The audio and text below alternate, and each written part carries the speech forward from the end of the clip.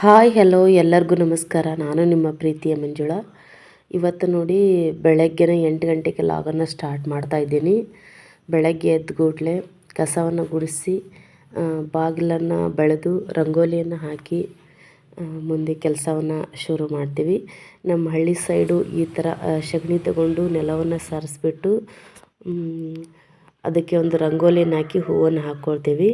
ಇವಾಗ ಸ್ನಾನ ಮುಗಿಸ್ಕೊಂಬಂದು ಪೂಜೆಯನ್ನು ಮಾಡ್ತಾಯಿದ್ದೀನಿ.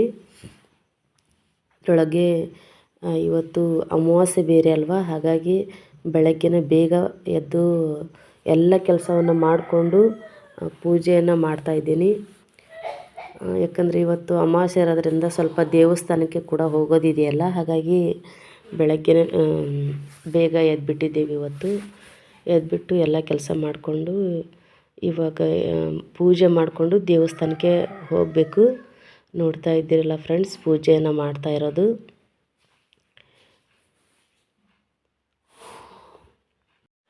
ನೋಡ್ರಿ, ಇಲ್ಲಿ ನಮ್ಮ ಭರತ ವಿಡಿಯೋ ಮಾಡ್ತಾ ಇದ್ದಾನೆ ಪೂಜೆ ಮಾಡೋದನ್ನು. ಬೇಡ ಅಂತ ಹೇಳಿದ್ರು ಕೇಳಲಿಲ್ಲ, ವಿಡಿಯೋ ಮಾಡಕತ್ತಾನ. ಅವಂದು ಇವತ್ತು ಸ್ಕೂಲು ರಜೆ ಐತ್ರಿ, ಹಾಗಾಗಿ ಮನೆಯಲ್ಲೇ ಇದ್ದ, ಹಾಗಾಗಿ ವಿಡಿಯೋನ ಅವನೇ ಮಾಡ್ತಾ ಇದ್ದಾನೆ. ನೋಡ್ತಾ ಇದ್ದೀರಲ್ಲ, ಪೂಜೆ ಮುಗಿಸ್ಕೊಂಡು ರೆಡಿ ಆಗಿಬಿಟ್ಟು ಈಗ ದೇವಸ್ಥಾನಕ್ಕೆ ಹೋಗಬೇಕು ಬೆಳಗ್ಗೆನೇ.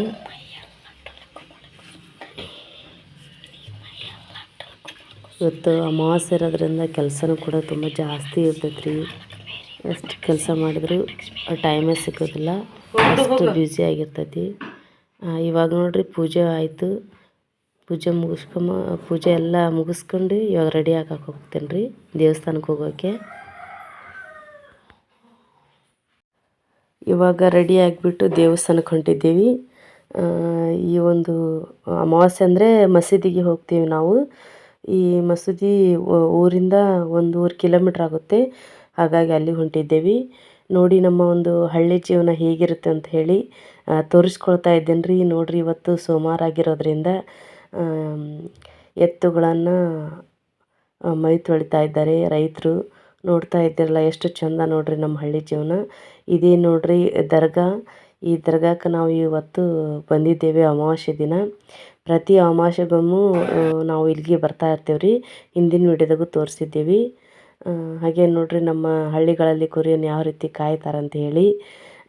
ಹಾಗೆ ಸ್ವಲ್ಪ ನೈಟಿಗಳು ಬೇಕಾಗಿತ್ತು, ಹಾಗಾಗಿ ಬಟ್ಟೆ ಅಂಗಡಿಗೆ ಬಂದಿದ್ವಿ. ತುಂಬ ಚೆನ್ನಾಗಿ ಸಿಗ್ತವೆ ಇಲ್ಲಿ ನೈಟಿಗಳು, ಹಾಗಾಗಿ ಒಂದು ಬಟ್ಟೆ ಅಂಗಡಿಗೆ ಬಟ್ಟೆ ತಗೊಳ್ಳೋಕ್ಕಿಂತ ಬಂದಿದ್ವಿ ನಾವು. ಇವಾಗ ನೈಟಿ ಅಂಕರು ತುಂಬ ಕಾಸ್ಟ್ಲಿ ಇರ್ತಾವೆ ರೀ. ಡ್ರೆಸ್ ತೊಗೋಬೋದು, ನೈಟಿ ಅಂಕರು ತುಂಬ ಕಾಸ್ಟ್ಲಿ ಆಗಿರ್ತಾವೆ. ಒಂದೊಂದು ನೈಟಿಗೆ 600, 700, 800 ಹೇಳ್ತಾ ಇದ್ದಾರೆ ನೋಡ್ರಿ. ತುಂಬ ಚೆನ್ನಾಗಿದ್ದಾವೆ ಇನ್ನೇನು ನೈಟಿ. ಹಾಗಾಗಿ ಒಂದು 2-3 ನೈಟಿ ತೊಗೊಂಡ್ರಾತಂತ ಹೇಳಿ ಬಟ್ಟೆ ಅಂಗಡಿಗೆ ಬಂದಿದ್ದೇವೆ. ಇವಾಗ ತೋರಿಸ್ತೇನೆ ನೋಡ್ರಿ ನೈಟಿ ಅಂಗಡಿ ಯಾವ ರೀತಿ ಇದೆ ಅಂತ ಹೇಳಿದೆ. ಇದು ಹೊಸರತಿಯ ವೀರಭದ್ರೇಶ್ವರ ಒಂದು ಬಟ್ಟೆ ಅಂಗಡಿ ಇದು. ನಾವೇನೇ ಬಟ್ಟೆ ತೊಗೊಂಡ್ರೆ ಇಲ್ಲಿಗೆ ಬರ್ತೀವಿ. ನೋಡಿ, ಇಲ್ಲಿ ನೈಟಿಗಳನ್ನು ಇನ್ನೂ ತೆಗಿತಾ ಇದ್ದಾರೆ, ತೋರಿಸ್ತಾ ಇದ್ದಾರೆ ನೋಡಿ ನೈಟಿಗಳು ಯಾವ ಬೇಕು ಅಂತ ಹೇಳಿ. ಎಲ್ಲ ಒಂದು ಫ್ಯಾನ್ಸಿ ಮಕ್ಕಳ ಬಟ್ಟೆಗಳು, ಶೂಟಿಂಗ್ ಶರ್ಟ್ಗಳು, ಸಾರಿಗಳು ಎಲ್ಲವೂ ಇರ್ತಾವೆ ರೀ. ತುಂಬ ಚೆನ್ನಾಗಿರ್ತವೆ ಬಟ್ಟೆ. ಇಲ್ಲಿ ನಾವು ಕಾಯಂ ಇಲ್ಲೇ ತೊಗೊಳೋದು. ಅಂದರೆ ಒಳ್ಳೆ ಬಟ್ಟೆ ಕ್ವಾಲಿಟಿನೂ ಕೂಡ ತುಂಬ ಚೆನ್ನಾಗಿರುತ್ತೆ. ದುಡ್ಡು ಕೂಡ ಸ್ವಲ್ಪ ಕಡಿಮೆ ಇದರಲ್ಲಿ ಕೊಡ್ತಾರೆ, ರೇಟಲ್ಲಿ ಕೊಡ್ತಾರೆ. ಹಾಗಾಗಿ ನಾವು ಕಾಯಂ ಇಲ್ಲೇ ಬಂದು ಬಟ್ಟೆಗಳನ್ನು ತೊಗೊಂಡು ಹೋಗ್ತೀವಿ. ನೋಡಿರಿ, ನಮ್ಮ ಭರತ್ ನೋಡ್ರಿ ಎಲ್ಲಿ ಕೂತ್ಕೊಂಡಾನ, ಇದ್ರ ಮೇಲೆ ಕೂತ್ಕೊಂಡಾನ.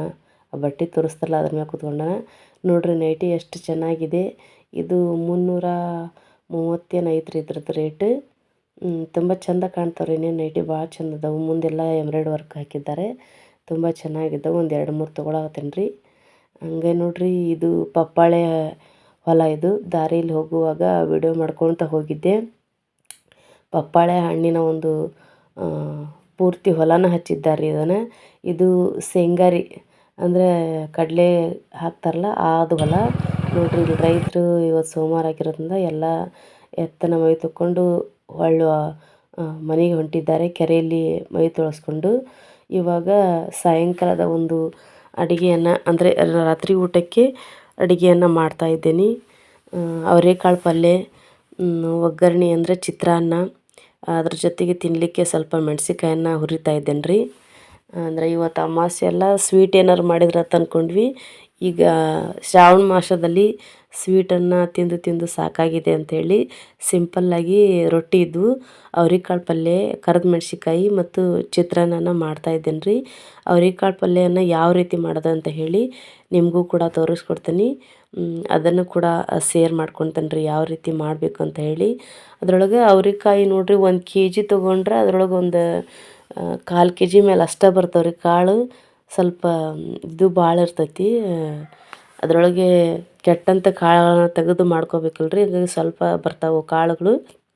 ಹಾಗಾಗಿ ರಾತ್ರಿ ಊಟಕ್ಕಂತ ಹೇಳಿ ನಾನು ಈಗ ಅವ್ರೆಕಾಳು ಪಲ್ಯ ಮಾಡ್ತಾಯಿದ್ದೇನೆ ರೀ. ಇಲ್ಲಿ ನೋಡಿರಿ ಹಸಿಮೆಣ್ಸಿಕಾಯನ್ನು ಹುರ್ಕೊಳ್ತಾ ಇದ್ದೀನಿ, ಅಂದರೆ ಚಿತ್ರಾನ್ನದ ಜೊತೆಗೆ ರೊಟ್ಟಿ ಜೊತೆಗೆ ತಿಂದ್ರಾತಂತ ಹೇಳಿ. ಹಾಗೆ ಇದಕ್ಕೇನು ತುಂಬೋದು ಬೇಡ, ಏನು ಬೇಡ್ರಿ.